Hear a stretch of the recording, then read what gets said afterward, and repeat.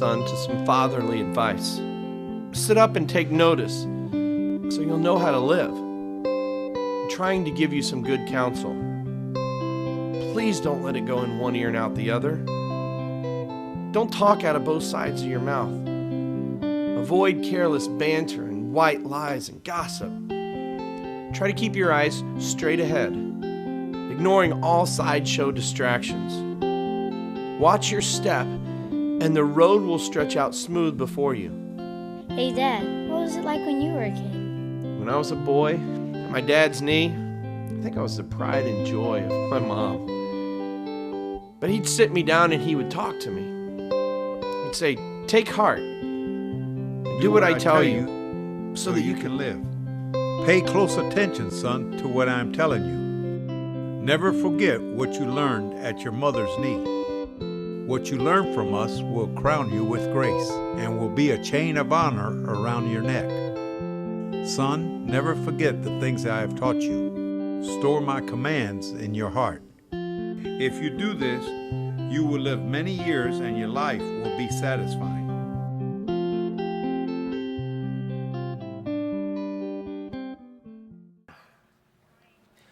Why do we not listen to Dad? We never seem to listen. See, my dad used to have this big butcher knife up in the cabinet in the shelf that you can't get to. And he said, "Don't touch that. Don't ever touch it." So Dad leaves, stack up the books, get on the countertop, get the big knife out. And this thing's like a machete. It's huge. And my brother and I, we'd have sword fights, see. He would have the knife, and I would have the rotisserie skewer. This is back Star Wars, we couldn't afford the lightsaber, so we just used these things. They were it. Well, when Dad saw the dings, he wasn't pleased. I remember a very particular time at my dad's expense. The minivan, you familiar with the original Dodge Caravan? This is like back when they used to have conversion vans and they came out with the minivan. Well, my parents had one of these, and my brother, see, he was 15 and not really allowed to drive by himself or with his younger brother, who was 10. And one night, my parents were going out of town, or going out for dinner, and so they gave us $10 for pizza. So pizza money quickly becomes gas money, right? And that what happens, right? And the plan was we were going to go get a box out of the dumpster from the pizza man, and we were going to say we ate all the pizza and keep the money for gas and just starve, I guess. But my brother used to take the car out and he'd spin the tires. See, we grew up redneck country, right? We had dirt roads. There was horses and whatnot, but we'd take the car out and spin the tires, just to be everywhere. And yes, it was a front-wheel drive, so it looked really weird. But anyway, this van, it had a lot of time that summer of driving without, let's say, parental oversight. But this one ill-fated day when my parents went out for dinner, my brother and I were in the van. It's about 80 miles an hour at this point. Dirt roads, bumps. I'm going, and then all of a sudden, the guy in front of us slows down on his motorcycle. And then what shall we do? Right, slow up a little bit. The wheel turns this way, turns that way. Speedometer. This is like flashes in my head. Speedometer goes 60, 0, 60, 40, 20, sky, dirt, dirt. I get out, actually I didn't get out of the van. Let me restate that. We apparently had flipped the vehicle and it rested on its roof. See, it was sad looking. All the windows are busted out. The tires are still spinning and they've got like grass in them still from like the lawn of the poor neighbor. And the engine is running. I mean, just not good.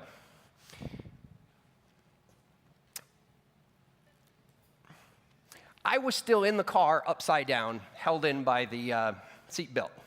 Thunk. So the injury happens when I fall to the ceiling from this vehicle. Anyway, go home, police take the car and get the story and blah, blah, blah, blah, blah. But we're waiting for Dad to get home. It was the longest hours of our life. And, we comfort ourselves with the idea that one day we'll laugh about this. This will be funny. I mean, we didn't laugh. We didn't think it was funny at the time, nor did we ever think it might possibly be funny. But I'm laughing about it now. So anyway, Dad gets home and he says, "Where's the van, boy?" My brother says, well, we went out for some milk. A dog runs in front of the car, and it had a little accident, had a few dents. The thing is like totaled, right? But now, let's think about this for 1 second. My dad never said, don't take the car out for a joyride and flip it. We were listening to his instruction. He just never included that part. I guess that's assumed. I don't know. Well, rules that like our parents give us, we hate to follow them. But you know what? In hindsight, they're generally pretty smart, right?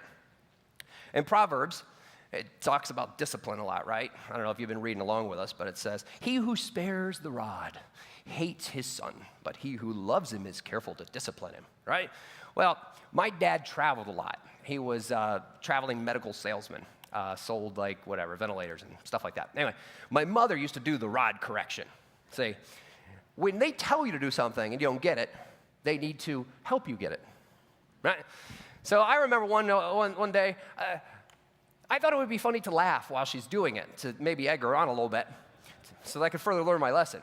And she just, so then finally she's got my leg in the air, and she'd already broken the wooden spoon, I think, and then she's on the rubber spatula, and pop! And I'm just, still laughing. When your father gets home, okay, not laughing anymore. We're all serious now. It's it, right?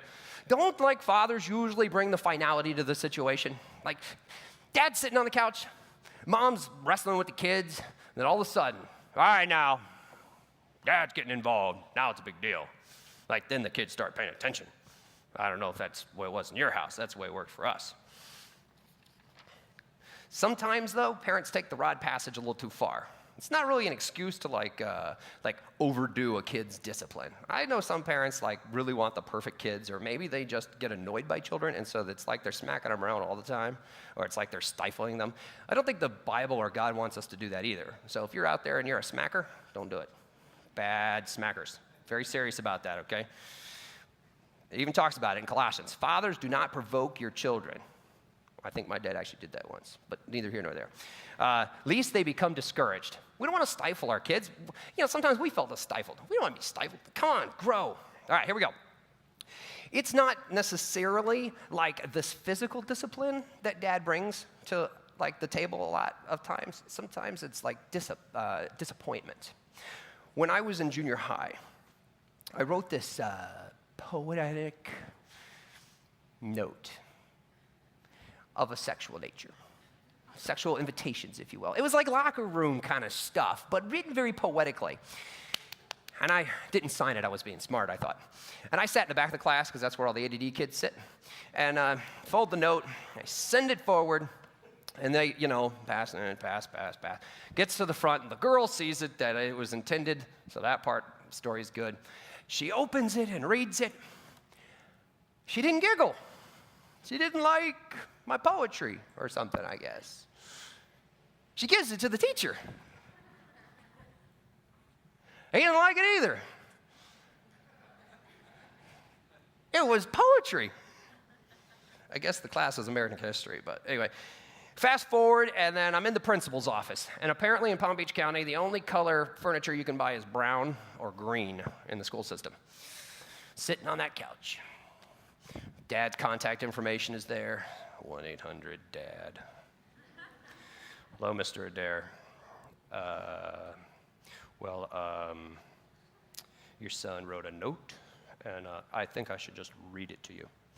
He read my dad the entire note from start to finish. Anything that was legible, he read. I got very small in that seat. Silence, phone hangs up. He says, boy, there's nothing I can do to you that's worse than what's going to happen when you get home. Enjoy the next couple days off.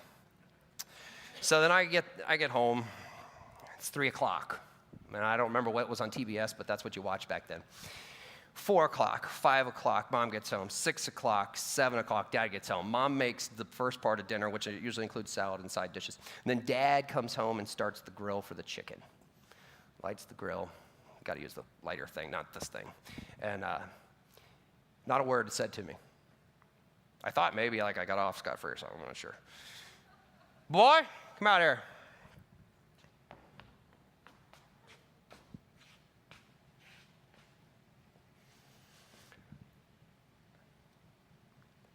What were you thinking?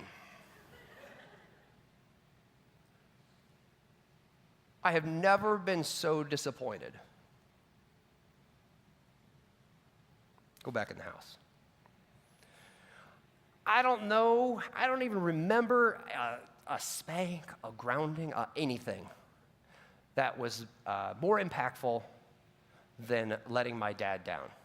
I hadn't even really thought that it was possible to let my dad down because I had no context for that. I didn't let somebody down. What?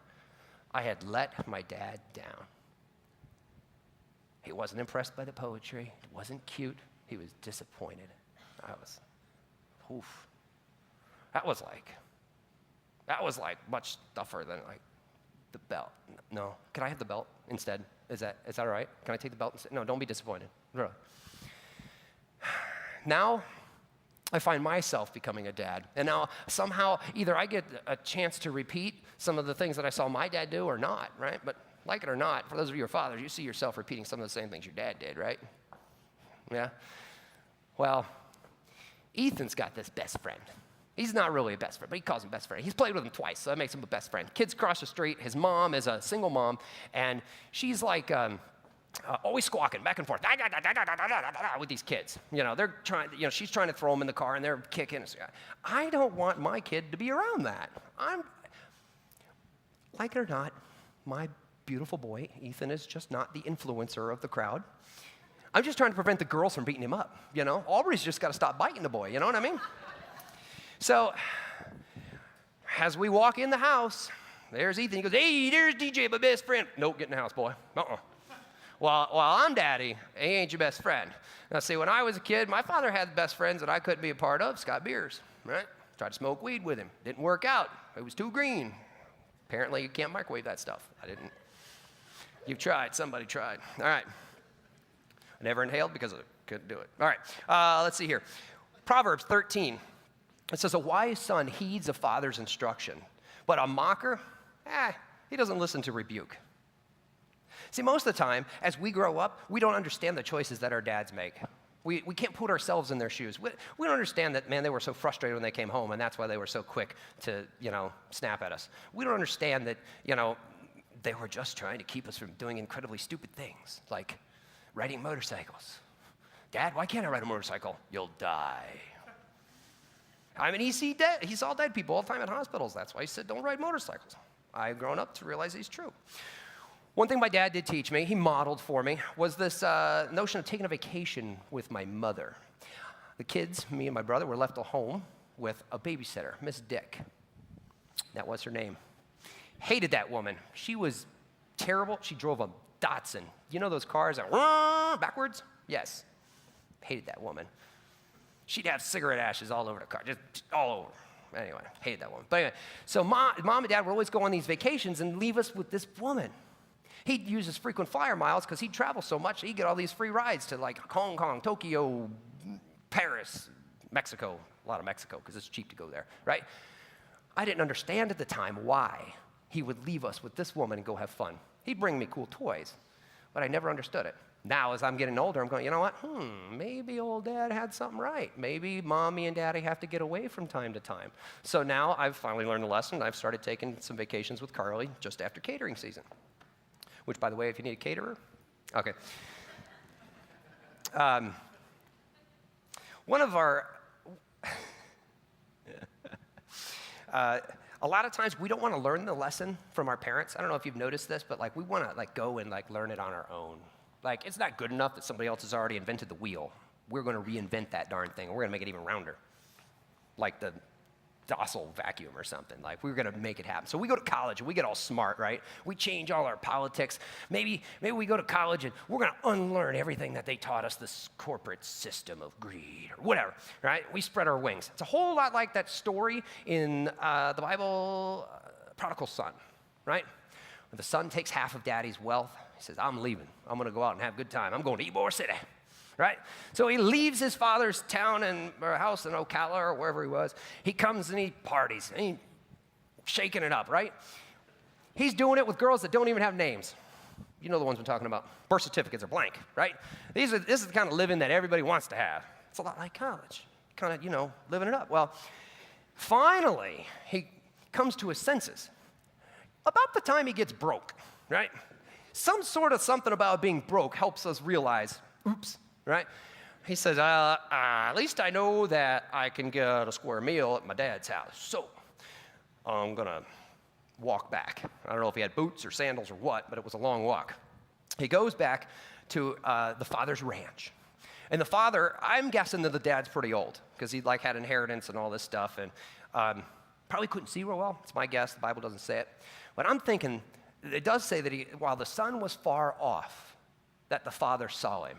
And I'm thinking that the father saw maybe a silhouette, maybe his swagger, how he walked, something. And he's like, that's my kid. I mean, hey, this guy who was far off had to be different than some other person walking that was far off. He recognized his son. There's this kindredness, right? And what does it say that he does? He ran. He left the walker. He ran, found his son, hugs him, right?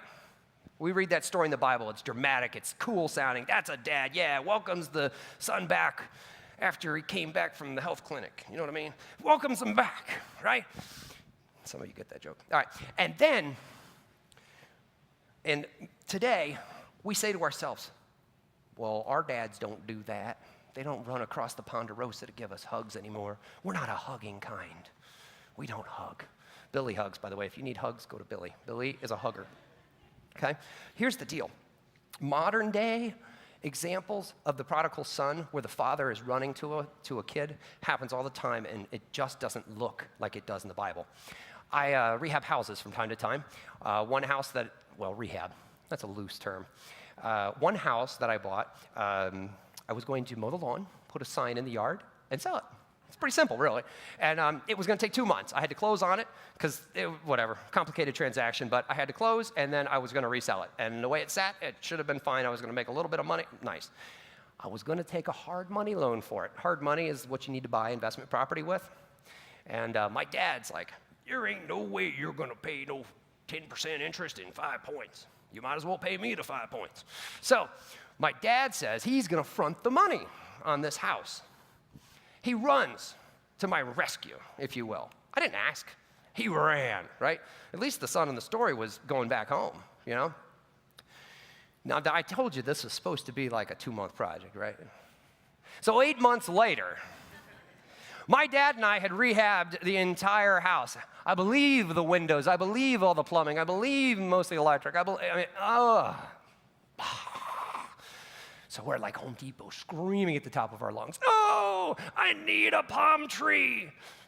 We don't need a palm tree. That costs $87. We need bougainvillea. It's $4. Dad, this is South Tampa. I'm the professional. Come on, trust me. We need the palm tree. And we're yelling bad words at each other. Really bad. Words that I could get away with here, but I don't. Bad words, right? And I start thinking in my head, this man never, ever trusts me. He never listens to me. I hear I'm the professional rehabber.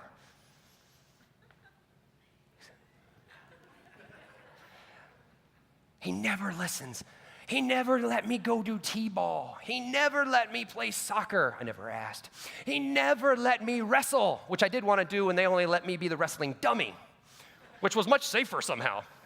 I understood the motorcycle thing, but why can't I wrestle? They didn't let me do those things. So I've got these little expectations in my head. Why didn't my dad let me do this stuff when I was growing up? And now he won't let me paint the house mauve and put a palm tree in there. And then I thought for a second, he's got his entire life savings in this. The man fronted the money on the house. He is here hanging cabinets after he works 8 hours. The man is like 50, almost 60 now, old, right? He just turned like 59. But anyway, this man is pouring himself into this. And I am groveling over paint? Oh. So I decided, in that moment, I need to make the best of what I have right now. I cannot get back the t-ball that I didn't get. I cannot make back any of those other things that I thought I wanted. But I can live in this moment. I was telling a friend of mine this story that I just told you.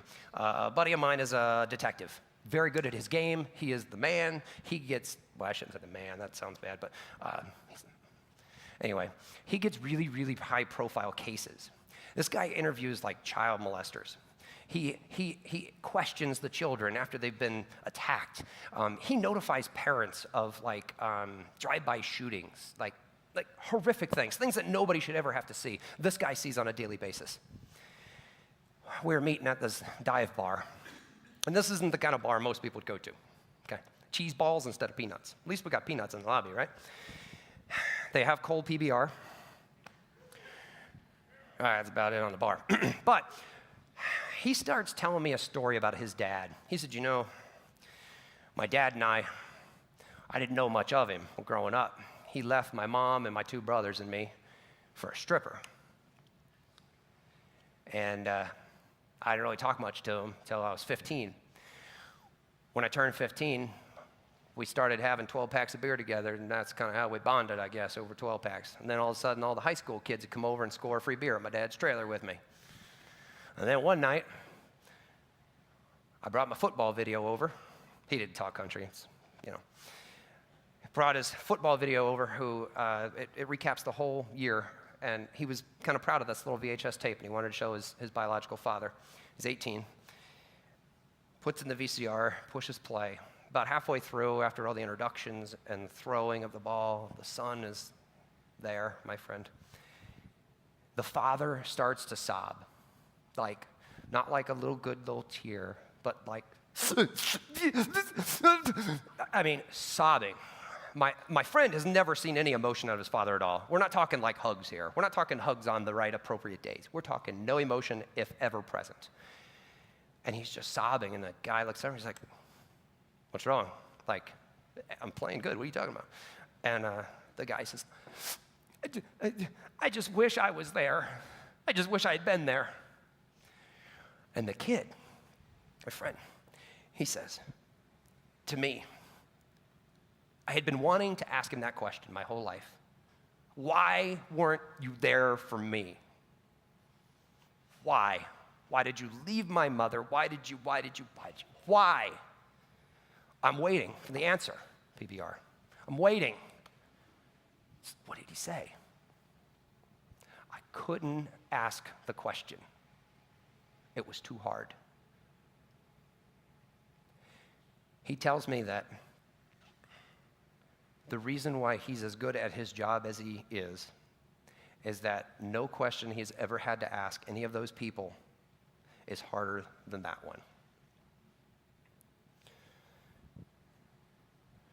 The reason why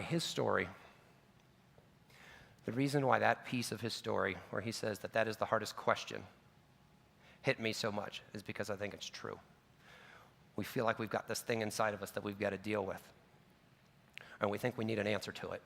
The problem is, sometimes when we get answers, it doesn't do anything for us. It's not going to make up for all the recitals that they missed. It's not going to make up for all the hugs that they didn't give.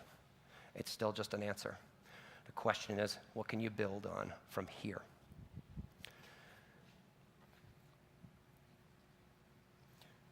Before I could preach this message to you today, I knew that I would have to work on this in my own life.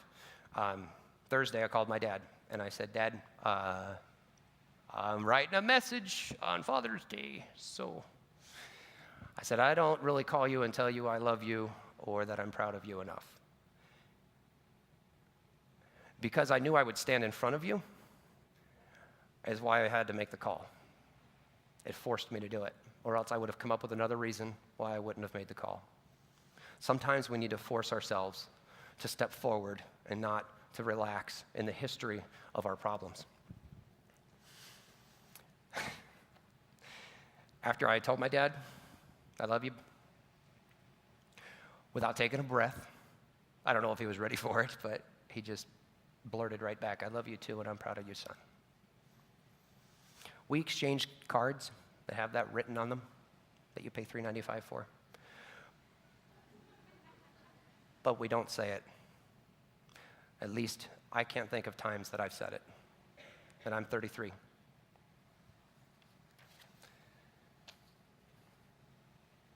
A lot of us are now in a situation where we're becoming dads while we're still trying to make sense of our own nutty childhood. We're trying to figure out how are we going to make these kids better than what we were. Like my brother and I, we gave our parents hell. I mean, we just did. We weren't bad kids. We didn't end up in jail. Probably should have, but we're trying to figure out how to make now as parents, we're like, what do we do? With these kids? Well, how are we going to train them? And sometimes we fall in this trap where we think we'll just teach them stuff and they'll get smart, right? We fall in the trap that David, Solomon, and Rebo have. I'm going to run through this recap really quick, okay? Solomon is the first son from David and Bathsheba. David and Bathsheba did a little hibbity-dibbity inappropriately, right? And the first kid dies. So David is the first king, a man after God's own heart. We know him, right, as that. He has the chink in the armor, which is Bathsheba, little adultery, right? And then you got Solomon, who comes to the throne after David. How many times in the book of Proverbs does he talk about the adulterous woman? So often, we think that we can teach our kids to be different, but they just watch what we do. And it repeats over and over and over again. There's a very interesting story about how Solomon builds this incredibly wealthy nation, Israel.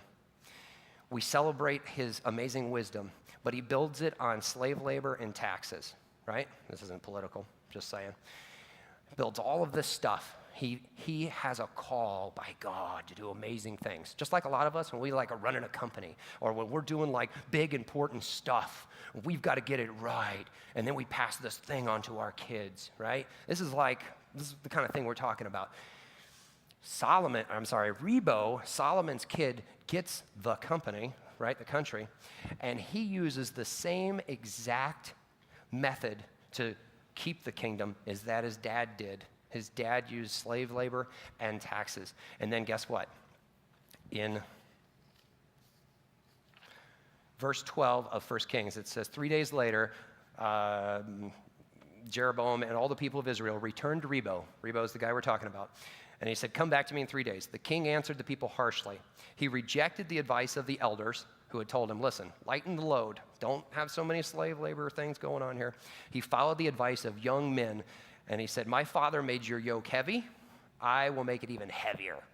My father scourged you with whips, and I will scourge you with scorpions. I'm not sure how you do that.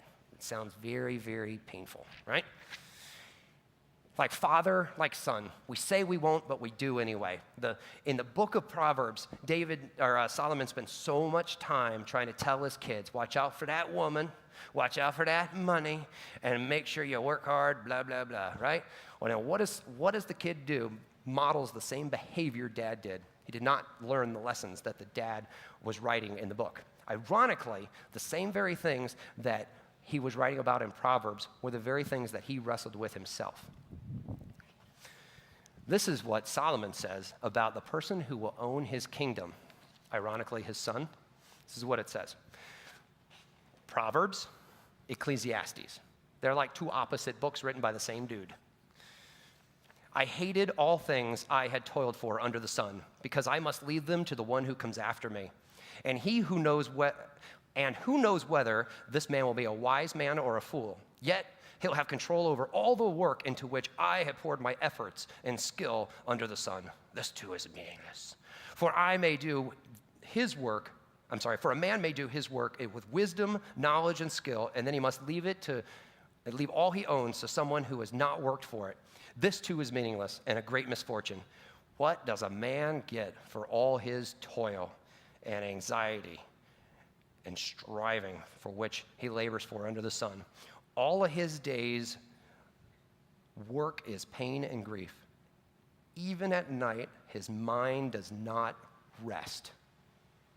How often, for those of you who really work hard, for those of you who don't know what I'm talking about, you can't get it out of your head at night.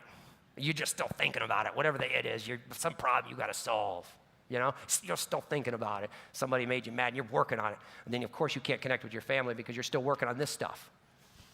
It's interesting because the very father who's going to give it to the son knows his son is going to be a fool. So Rebo ends up losing the company. The whole kingdom goes, right? And now you got northern and southern and all this stuff. Kingdom of Israel has never been as great as it was under Solomon's rule. So what do we do with all this stuff? What do we do when we have all these unmet expectations? Our dads try and tell us to do smart things. We don't really listen. We want to go out and learn it on our own, just like with the prodigal son, yet we come back home and we go, all right, maybe you weren't so dumb after all, right? What do? We can choose to be different. I put in front of you today that we should take steps to help improve the relationships that we have. Unfortunately, some of us, we've got aging parents. Mine aren't there yet, like Alzheimer's stuff, you know? If they're delusional and they think that you're the lawyer that's come to visit them, be the lawyer.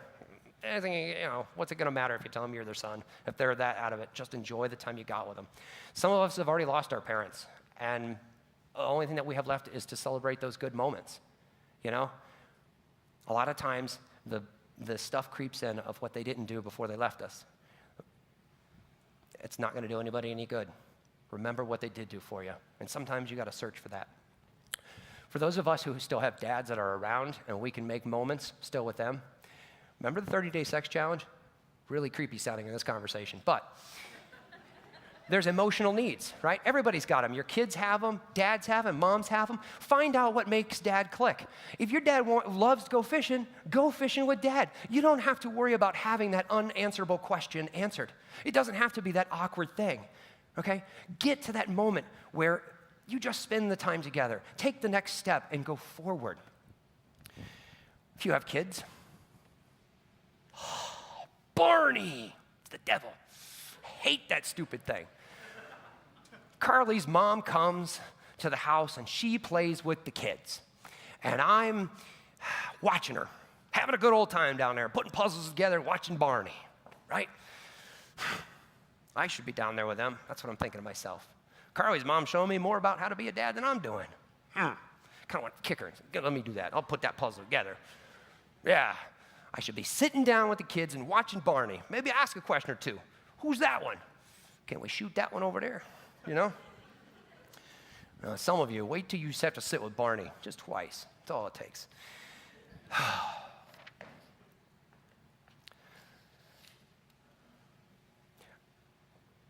I knew that for my kids, a lot of times I end up being a little bit distant. And so, like I told you before with my dad, I called him, but I also want to do something for my boys as well. So I wrote them a letter. I'm not sure when they're going to read it. They can't quite read yet, but hopefully I won't be dead because it's written kind of that way. Boys, I know you watched my every move, but I wanted to share secrets that I hide in my heart. I'm sorry for when I miss story time. I love sitting on Grandpa's belly and hearing him read from the largest book I pulled off the shelf. At night, I would come in and I would whisper words that I didn't have the courage to say while you were still awake. In the morning, before I left for work, I interrupted Sesame Street to force my goodbye hugs. I didn't ever want you to doubt how much I loved you. I'm sure I got dumber as you guys got older. Every time you heard me say no, I really meant I want the best for you. Not a day goes by that I didn't wrestle with showing you my faith so that one day you would have a faith of your own. Ironically, I have learned more about God from you than you could ever learn from me. Gosh, this is the hard line. But for all the times that I sat in the distance watching you play on a rickety swing set, playing with a hose, or even riding on the big truck, I was taking a moment to myself to be proud. Sometimes I worry about what I taught you. Was I good enough? Your little hands held mine, and your little feet walked behind mine. Did you watch my mistakes and repeat them? Or did you remember my successes and build a life on them? At the end of my days, I might not have given you guys the world, but you guys meant the world to me. Love you, Dad. See, today, we can choose to walk out and be different in a very foundational part of our lives. I don't know where you're at with yours. Obviously, you see where I'm at with mine. God, on Father's Day, it's easy to come in and preach a message or talk about things with a rosy picture, but sometimes it's hard. And Father, I pray that in this moment today, that we could step forward with what we've got left and not what we didn't have.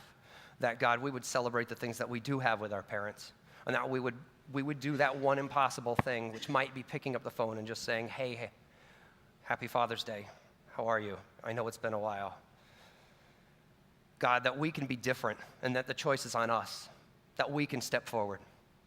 And that, God, it is you that can enable us to do that. God, you are so awesome and you're the model of what it means to be a father, but sometimes it's hard to see that. But God, today, there are so many little lives that look up to us that we really don't have a choice but to do the right thing for them. And so, God, I just ask you to give us the encouragement to walk forward and to decide to be different. Amen.